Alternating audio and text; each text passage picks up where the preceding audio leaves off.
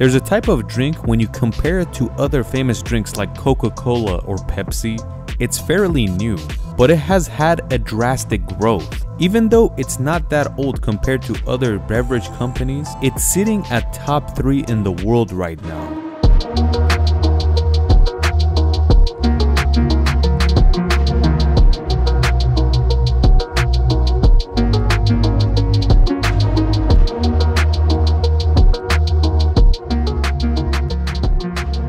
When you look at the earth, how many people are there? Right now, there is about 8 billion people living on the planet. And the interesting part is that Red Bull sells more than Earth's population per year, so more than 8 billion cans. Alongside the beverage company, they're very active in other businesses.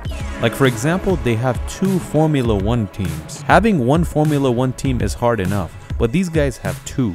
And if you've seen our video about Formula 1 and how it is the most expensive sport in the world, you'll know why Red Bull went into this direction. And not just any company can make that much money off a sport like this, but Red Bull makes money and they get the advertisement they want. This is just the beginning. Red Bull has 5 soccer teams. They have 1 hockey team.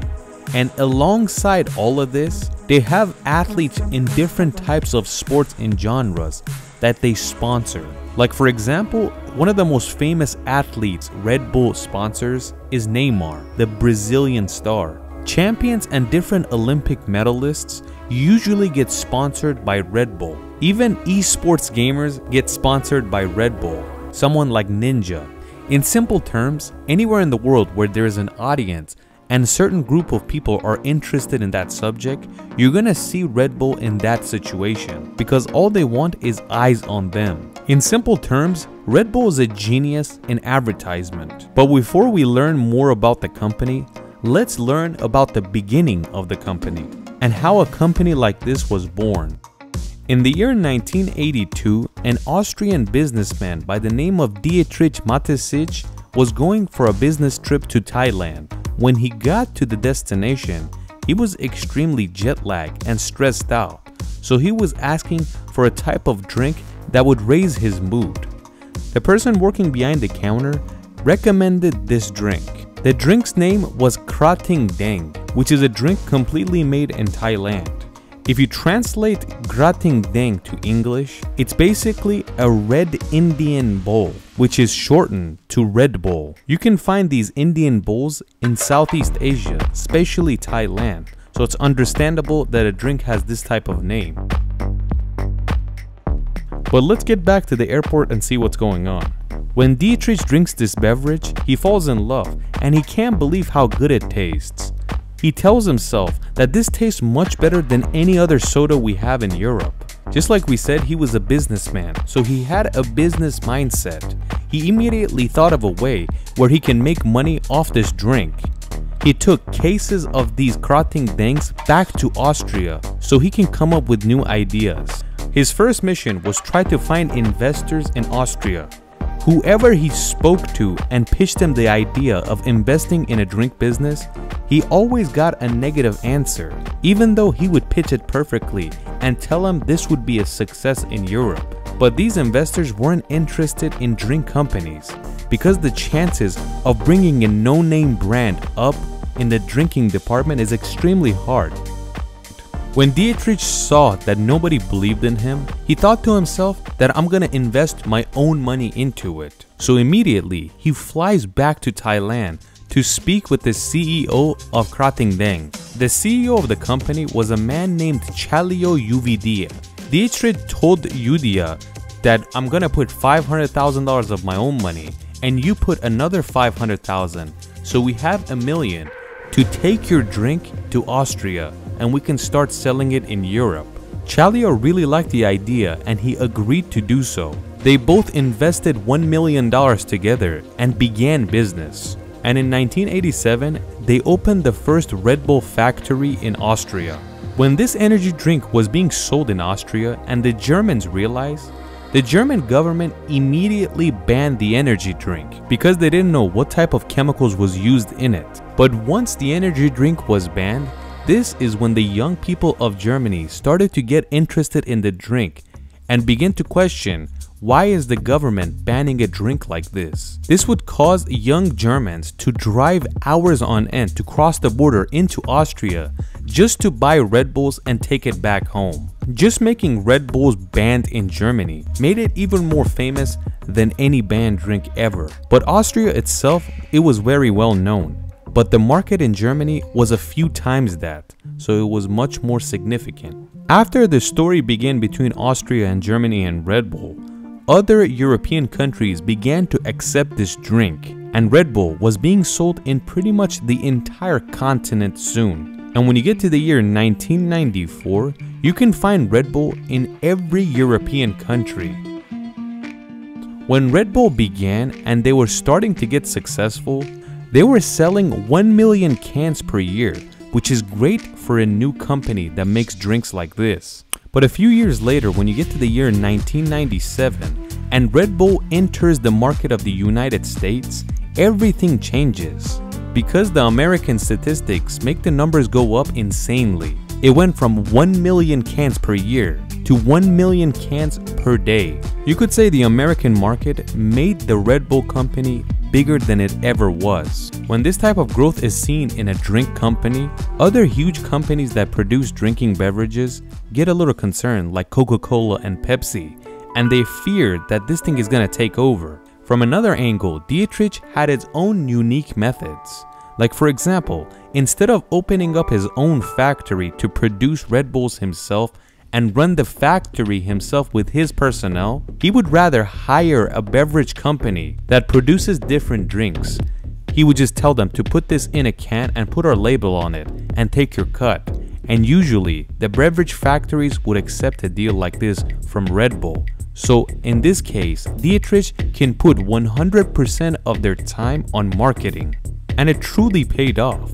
He would show the Red Bull drink as such a cool drink that he would offer much less than the competitors and charge even more. A can of Red Bull costs them 9 cents, but an average price of a Red Bull can in the world is $3.59. I mean, look at that profit.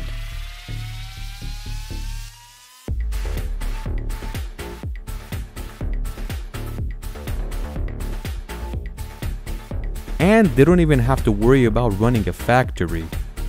The biggest shopper of Red Bull in the world is the biggest company in the US, Walmart. If you've seen our video about Sam Walton and the Walmart story, you'll know that Walmart goes to different suppliers and gives them a price. And it doesn't let the suppliers set a price for their product, because that's how influential Walmart is and how bad those suppliers want to work with them. But in Red Bull's case, it's the complete opposite. Walmart has to listen to Red Bull Company, and that price is $1.87. So they're not making a whole lot of money when you buy a Red Bull from Walmart. Nowadays, Red Bull has its own studio called the Media House. So any movie or advertisement you see by them is all produced and filmed by Red Bull themselves, so they have 100% control over what they show. You might remember that in the year 2012, Felix Baumgartner went all the way to the edge of space and skydove from a space balloon. 100% of the investment and cost was covered by Red Bull, and it ended around $50 million. But when experts calculated what type of publicity this was and how much clout it brought to Red Bull, they reckon that this video made them $6 billion in return. Either way, Red Bull is a giant, but it does lack in one department. And the soft spot is that Red Bull only has one product, the energy drink. Of course, there are different types of flavors, but it's still one type of product. When you look at a company like PepsiCo, there are tens of different companies, beverage companies, chips companies, fast food franchises, and the list is endless. And if one of their products does not sell in the market, they don't take a huge hit and might go bankrupt. The problem is, if people don't trust Red Bull and all of a sudden stop buying their product, they're gonna take a huge hit. In this part of the world, Red Bull is in danger, especially when now people realize how unhealthy these drinks are and they're more self-aware than ever. That's one of the reasons that Red Bull is investing in other departments. Like the 2 Formula 1 teams is not just for advertisement. That's a huge investment for the company. You kill 2 birds with 1 stone. You get the advertisement and the huge investment. It goes the same for the 5 football teams or the 1 hockey team. Like in the year 2006, Red Bull decided to buy the soccer team of New York for a price of $25 million. And they changed the name to the New York Red Bulls. But nowadays, the same team they bought for $25 million is worth around $550 million. Even though soccer is not a hugely popular sport in America, they invest all these types of money and they make a lot of money. But the company still doesn't have a strong foundation. More than 90% of the company's income comes from energy drink sales. But the company is trying to lure so they don't have to dedicate their whole company to a drink. If you look at the history of different beverage companies like Pepsi and Coca-Cola, they've been around for more than 1 century and they have been working extremely hard to continue to grow. They went bankrupt, but they still survived and they're here today. But none of them had exponential growth like Red Bull. Red Bull used advertisement and capitalism and grew exponentially in the world.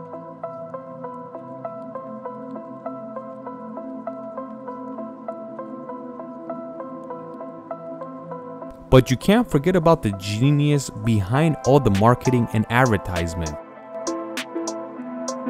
Mr. Dietrich, that died last year at the age of 78.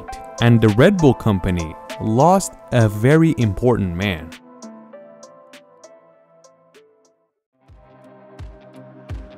But we'll see what happens to the company.